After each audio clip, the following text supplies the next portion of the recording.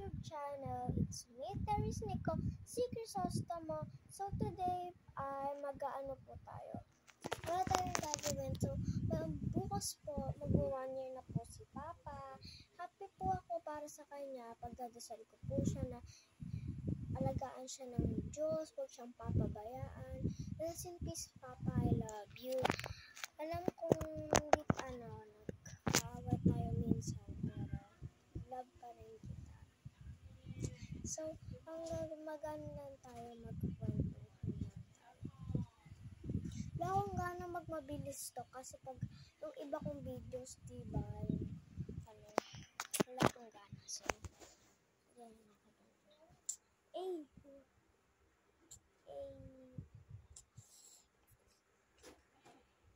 Face reveal, nakita niyo. So, okay, ano tayo? Kwento ako tungkol sa,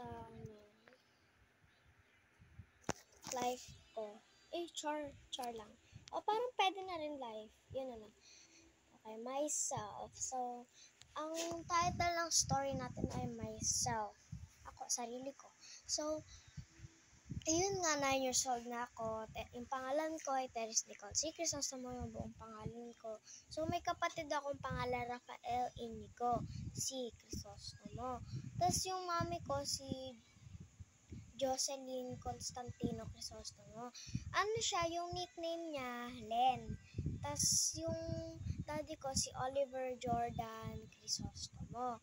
So, may mga best friends naman ako. Katulad ni Dana, ni Piyang, tas ni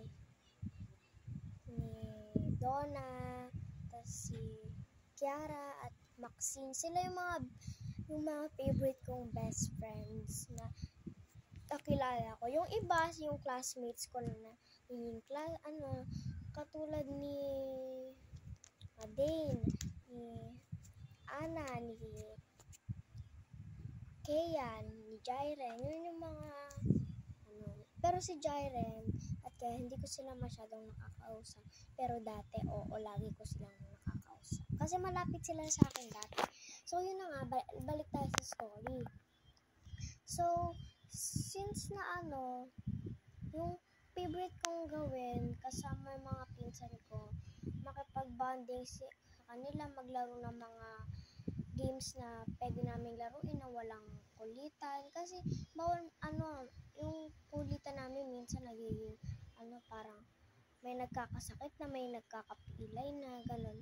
So, yun nga nangyari sa akin dati nung patay ng papa ko. So, yung tito ko talaga siya, pero papatawag ko sa kanya. Natutunan ko nga sa mga tatlo niyang anak na babae. So, yun nga, naghaharutan kami ng tatlo kami nun, si Scott at si Kuya Migs. Tatlo kami naghaharutan nun, tapos pinatulog na kami nun ni Ate April, tapos sinabi ko, nasusuka ako, tapos si Ate April parang hindi naman yung hindi siya nakinig, yung parang hindi niya narinig yun. Tapos nung kalagitnaan ng gabi, nasuka ako, tapos buti gising pa sila Ate Angie, tas yung mga friends niya.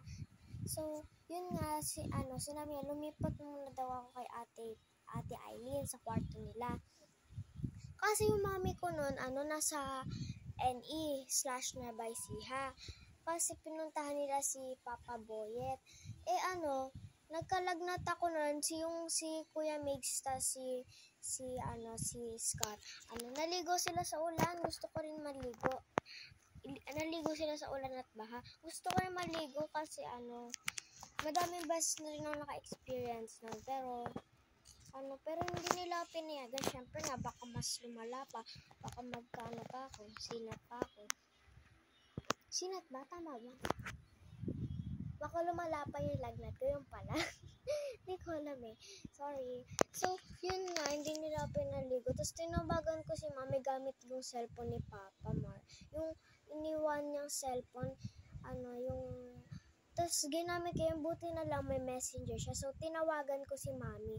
Butik na nga maano si Mami. Tapos nagpaalam ako na na kung pwede ba akong maligo sa ulan. Sinabi, bawal. Tapos, nakita ko si Elise, umiiyak ako nun kasi sad naman sila pwede. Tapos ako, bawal. Sinabi ko, dapat pala hindi na lang. Kasi parang, may isa akong friend na maharot siya. Yung hinihila-hila niya yung kamay ko, kaya parang napilay ako. So, yung kaya ako nagkasakit nun. Parang pangalan niya ata si Chloe. Si Chloe ata, siya yun. Tapos yung mga ko, buti na andyan dyan sila Ariana, tapos si Cassie, shoutout nga pala sa kanila. Nagpa-shoutout ka pala, ka namang views. Oo. So, yun nga, sila din yung best friend ko dun sa Santa Monica. Sila lang yung mga nakakasundo ko lagi. Si Ariana, parang ate ko na rin siya. Si Ariana nga pala kasi, mas matanda siya sa akin ng 1 year. O kaya a couple months lang. Hindi ko alam kung 1 year ba. Alam ko kasi grade 5 na siya, since na grade 4 ako. So, tapos doon daw siya nagbakasyon doon sa mami niya. Sa Maynila ata yun eh. Tapos, sinabi ko na, tapos, nung tinatanong ko kay Ate Angie, andyan ba si Ariana? Sinasabi, wala, doon ata sa mami niya. Tapos, sinabi ko, namimiss ko na si Ariana. So, ito nga pala yung isang nakakatawang part. Simulang pagkatapos ko mag-church, every mag DBBS. DBBS? DBBS. Tama yung DBBS. Yung parang school siya, yung tutor, pero sa Diyos lang siya. Katapos nun, mahilig na akong parang mag-pray. Pagka may problema ka, just call Jesus. Jesus is always here for you. Jesus is always near you. Jesus is not on top of you, but Jesus is beside you. Katabi mo lang si God para protektan ka sa bawat second. So, yun nga, masaya ako kasi kasama ko sila Dana, Piyang. Sila yung mga lagi nagpapasaya sa akin. Tapos kaklase ko nga rin pala si Dana. Si Piyang nakikita ko rin siya sa school namin. Pero grade 3 pa lang siya. Kami grade 4 na kami ni Dana. Kaya katabi na namin yung classroom nila. Dati kasi sa taas kami. Tapos sa baba yung sa second floor kami. Sila nasa second floor na rin sila dahil grade 3. Dati kasi grade 2 sila. Tapos kami grade 3. Yung teacher namin sa grade 3, sobrang na-enjoy ko. Masaya siyang kasama, mabait. Si Teacher Hermie, namimiss ko na talaga siya.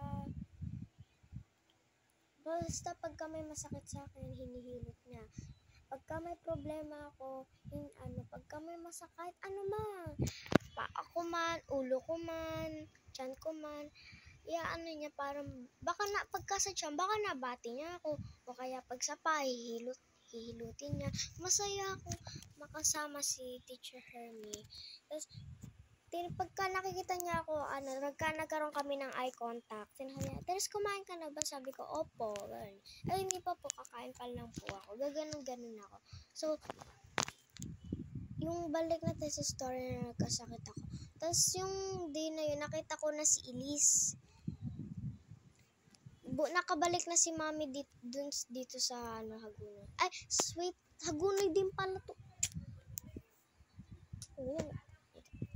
Nakabalik na siya sa dito sa Santa Monica. Babalik kami doon kasi nag-1 year na si Papa. At kakasabi ko lang kanina, oh gosh. Okay.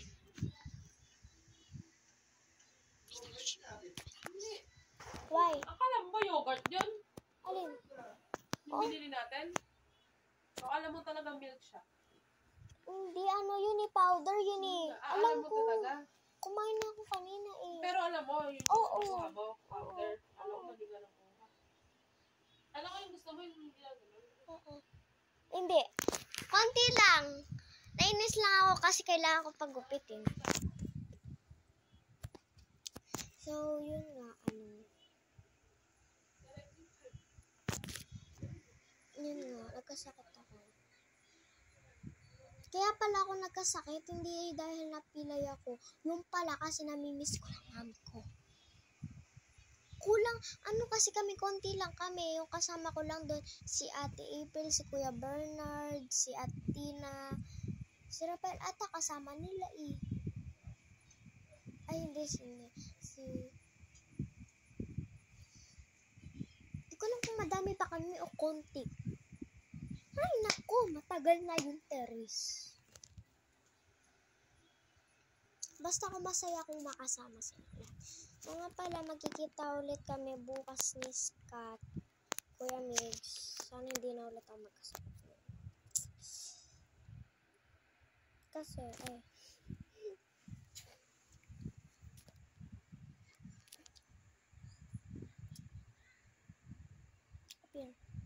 Appear. Gusto ko lang sabihin na miss ko na si Maxine. Ito, may dalawa kaming matching bracelet eh. Yan, yung BFF. Sa kanya, favorite color daw niya, pink and purple. So, yung heart ko, pink and purple. Tapos, yung color ng bracelet. Yan, ganyan. Tapos, yung kanya naman, pink and purple yung ganito. Tapos, green and red yung, yung heart niya. Meron akong bracelet nakalagay na, T. Tapos, meron naman siyang sing-sing na nakalagay M. Nagpalit kami. Para reminder na hindi kami mag-fall apart. Kahit lumipat man siya ng ibang bahay, masaya pa rin ako kasi na-experience ko. Basta huwag mo nang isipin yung Teres. Kung kakasama mo si Maxine matagal, best friend mo siya forever. Tapos ito nga pala, sa ate niya to, si Ate Gwen. Ayaw daw niya ni Ate Gwen dahil ayaw niya. So, dalawa yung ganto niya ni Ate Gwen. So, magkaparehas kaya naging matching na din namin. Namiss ko na si Maxine. Dalawang araw kami hindi nakapaglaro. Tapos, dalawang araw rin kami nakapaglaro. Ganun guys. Ganun kami. May gift pala ako kay Maxine sa birthday niya. Matagal na tayo na. Hindi ko pa nabibigay. Choker siya. Tapos, bracelet. Tapos, sing-sing. Yun yung request niya sa birthday niya. So, syempre, gagawin ko. Best friend ko siya. Picture tayo. Ang tanga. Ay, sorry, Lord.